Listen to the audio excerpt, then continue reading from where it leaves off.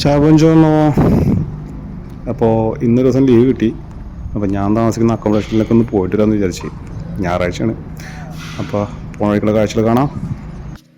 അങ്ങനെ നേരെ ബസ്സിൽ കയറി. ബസ് സ്റ്റാൻഡിൽ നിന്ന് എടുത്ത് കറക്റ്റ് ടൈമാണ്, ഓൺ ടൈമാണ്. ലഗേജ് കയറ്റി നേരെ ഞാൻ ഇവിടെ നിന്ന് പോണത് സൊറന്തോ സ്റ്റേഷനിലേക്കാണ് പോണത്. അവിടെ ചെന്നിട്ട് പിന്നെ അവിടെ നിന്ന് നേരെ ബോംബെ സ്കാവിക്കുള്ള ടിക്കറ്റ് എടുക്കണം. ഓക്കെ, അങ്ങനെ സൊറന്തോ സ്റ്റേഷനെത്തി. ഇന്നിപ്പോൾ ഞായറാഴ്ച ആയതുകൊണ്ടാണ് നല്ല തിരക്കൊന്നുമില്ല. രാവിലെ ഫസ്റ്റ് ട്രെയിനൊക്കെ ഒന്നും വലിയ തിരക്കുണ്ടാവില്ല. ഇതിപ്പോൾ 6:26 എടുക്കുന്ന ട്രെയിനാണ് രാവിലെ. അതുകൊണ്ട് വലിയ തിരക്കൊന്നും ഉണ്ടാവില്ല. അപ്പം അങ്ങനെ നേരെ പെട്ടിയും തൂക്കി നേരെ ടിക്കറ്റ് കൗണ്ടറിലേക്ക് ചെന്ന് വലിയ തിരക്കൊന്നുമില്ല. അവിടെ ചെന്നു ഫസ്റ്റ് തന്നെ ടിക്കറ്റ് എടുത്തു. ഇവിടെ നമുക്ക് ക്യാഷായിട്ട് കൊടുക്കാം, കാർഡായിട്ട് കൊടുക്കാം. ഞാൻ കാർഡാണ് കൊടുത്തത്. കാർഡ് കൊടുത്ത് നേരെ ടിക്കറ്റ് എടുത്തു. ഇവിടെ നിന്ന് ബോംബെ സ്കായ് വരെ 2.80 അത്ര വരുള്ളൂ. ടിക്കറ്റ് എടുത്ത് നേരെ പുറത്തേക്ക് ഇറങ്ങി.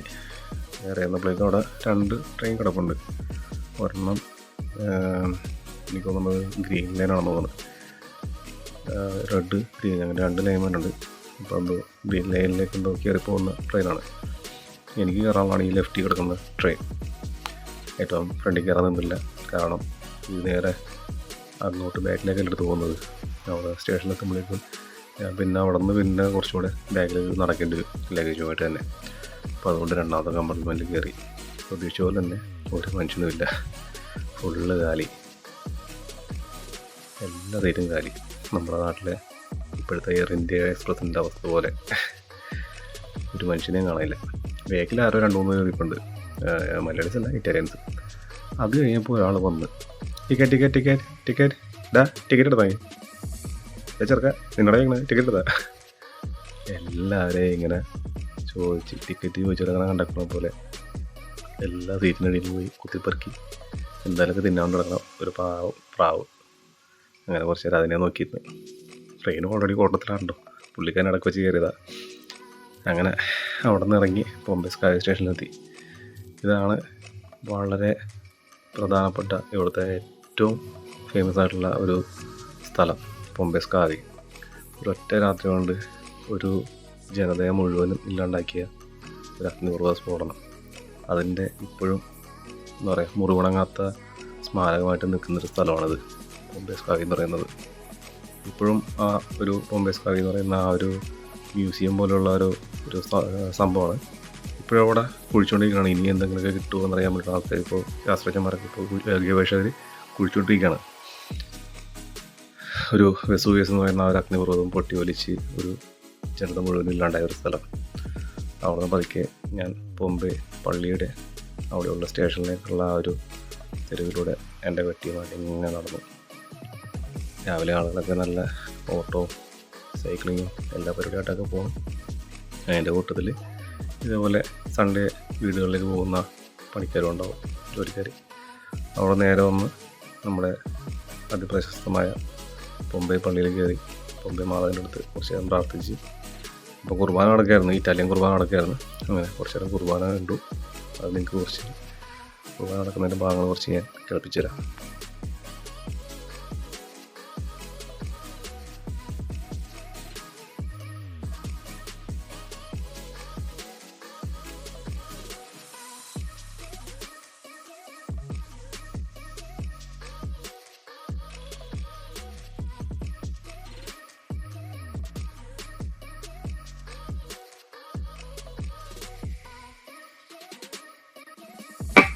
അവിടെ നിന്ന് വീണ്ടും ഞാൻ നേരെ പുറത്തേക്ക് ഇറങ്ങി. കുർബാന കഴിഞ്ഞപ്പോൾ പുറത്തേക്ക് ഇറങ്ങി ആ ബോംബെ പള്ളിയുടെ പുറത്തു നിന്നുള്ള ആ ഒരു ദൃശ്യം ഒന്ന് കാണിക്കാമെന്ന് വിചാരിച്ചെല്ലാവരും. ഏകദേശം റോമിൽ വത്തിക്കാൻ പള്ളികളുമായിട്ട് ചെറിയൊരു സാമ്യമൊക്കെ തോന്നുന്ന രീതിയിലാണ് ഈ പള്ളിയുടെയും രൂപകൽപ്പന കാര്യങ്ങളൊക്കെ. നല്ല വിശാലമായിട്ടുള്ള ഫ്രണ്ട് ഏരിയ. ഇവിടെ മിക്കപ്പോഴും തന്നെ പെരുന്നാളും അതുപോലെ പരിപാടിയൊക്കെ വരുമ്പോഴേക്കും നല്ല തിരക്കും നല്ല എന്താ പറയുക ഒരുക്കങ്ങളും കാര്യങ്ങളൊക്കെ ആയിരിക്കും. കച്ചവടക്കാരെ കൊണ്ട് നിറയും. അതുപോലെ തന്നെ നല്ല നല്ല പരിപാടിയും കാര്യങ്ങളൊക്കെ ഇവിടെയും കാണാൻ പറ്റും. അവിടെ നിന്ന് പതുക്കെ നടന്നു. ബോംബെ പള്ളിയിൽ നിന്ന് ബോംബെ സ്റ്റേഷനിലേക്ക് ഏകദേശം ഒരു 5-6 മിനിറ്റ് നടപ്പുള്ളൂ. നേരെ നടന്നു. എനിക്കുള്ള ട്രെയിൻ ഏകദേശം വരാനായിട്ടുണ്ടായിരുന്നു. ഓരോരുത്തർ ചേർത്ത് പിടിച്ച് തന്നെ നടന്നു. അന്ന് ചെന്നപ്പോഴേക്കും ട്രെയിന് ഞാൻ പ്രതീക്ഷിച്ചതിനേക്കാൾ മുമ്പ് തന്നെ വേറൊരു ട്രെയിൻ ഉണ്ടായിരുന്നു. സാധാരണ അത് കുറച്ച് നാളായിട്ട് ആ ട്രെയിനില്ല. ഒരു ഡബിൾ ഡെക്കർ ട്രെയിനാണ്. ആ ട്രെയിന് ഉണ്ടായിരുന്നു. എനിക്ക് 8:07 ട്രെയിനാണ് എനിക്ക് കയറേണ്ടത്. പക്ഷേ ഞാൻ ചെന്നപ്പോഴേക്കും 7:57 ഈ ഒരു ഡബിൾ ഡെക്കർ ട്രെയിൻ വന്നിട്ടുണ്ടായിരുന്നു. അങ്ങനെ അവിടെ എത്തി നേരെ കൗണ്ടറിൽ ചെന്ന് ടിക്കറ്റ് എടുത്തു. ടിക്കറ്റും കാര്യങ്ങളൊക്കെ എടുക്കുകയാണെങ്കിൽ നമുക്ക് കൗണ്ടറിൽ പോയി എടുക്കാം, ഇല്ലെങ്കിൽ മെഷീനുണ്ട്, മെഷീൻ എടുക്കാം. ഞാൻ സമയമുള്ള പോലെ നോക്കിയിട്ട് മെഷീൻ എടുക്കും, ഇല്ലെങ്കിൽ കൗണ്ടറിൽ പോയി എടുക്കും. അങ്ങനെ അവിടെ നിന്ന് നേരെ ട്രെയിനിൽ കയറി. ഓൺ ടൈം ആയിരുന്നു. ഇതാണ് കേട്ടോ ആ ട്രെയിനിൻ്റെ ഉൾവശം.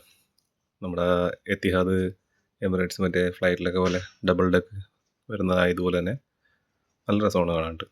ഞാൻ താഴത്തായിരുന്നത്, ലഗേജ് ഉള്ള കാരണം മേളിലേക്ക് കയറിയില്ല. അവിടെ നിന്ന് അധികം സമയം പിടിച്ചില്ല. നേരെ എൻ്റെ സ്റ്റേഷനിലേക്ക് എത്തി, നൊച്ചേറ ഇൻഫീരിയർ വരെ. അവിടെ വന്നു.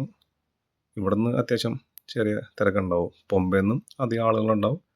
അതുപോലെ തന്നെ ചെറിയ ഇൻഫീരിയറിൽ നിന്നൊക്കെ അധികം ആളുണ്ടാവും. സലൂറിൻ്റെ ഭാഗത്തേക്ക് പോകുന്ന ട്രെയിൻ ആയതുകൊണ്ട് നല്ല തിരക്കുണ്ടാവും സാധാരണ. രാവിലെ ആയാലും വൈകുന്നേരം ആണെങ്കിലും എപ്പോഴും ഇവിടെ ഈ സ്റ്റേഷനിൽ നല്ല തിരക്കായിരിക്കും. അങ്ങനെ സ്റ്റേഷനിലെത്തി നേരെ പുറത്തേക്ക്. നമ്മുടെ അവിടെ പോലെയൊന്നുമല്ല, നല്ല വൃത്തിയുള്ള സ്റ്റേഷൻ തന്നെയാണ്.